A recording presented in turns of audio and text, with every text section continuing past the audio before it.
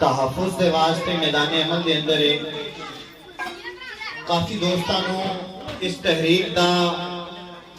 علم ہو چکے ہیں اور دوست جاندے نہیں کہ تحریک لبیک یا رسول اللہ صلی اللہ علیہ وسلم میدان عمل دے اندر کیوں آئی، آن دی وجہ کی ہے۔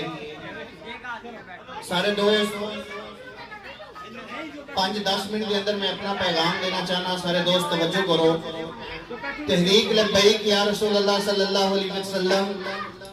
حضور نبی پاک صلی اللہ علیہ وآلہ وسلم دی ختم نبوت والے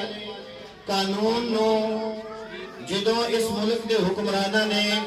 ان دے اندر گڑبڑ کیتی اور اس قانون نو ختم کیتا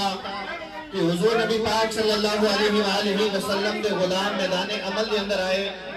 اور میدان عمل دے اندر آکے یہ دسیا کہ نبی پاک صلی اللہ علیہ وآلہ وسلم دے غلام حال ملک دے اندر موجود نے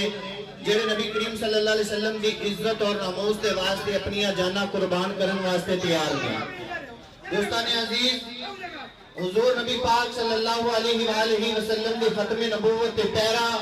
حضرت سیدنا ابو بکر صدیق رضی اللہ تعالیٰ عنہ آپ دی سنت ہے، اور اس ختم نبوت تے پیرا حضرت ابو بکر صدیق رضی اللہ تعالیٰ عنہ آپ نے 1200 صحابہ نو شہید کروا کے نبی کریم صلی اللہ علیہ وسلم دی ختم نبوت تے پیرا دے کے عالم کفر میں دسیا سی کہ نبی پاک صلی اللہ علیہ وسلم نے جتنے عزت اور ناموس یا سرکار دی ختم نبوت دا قانون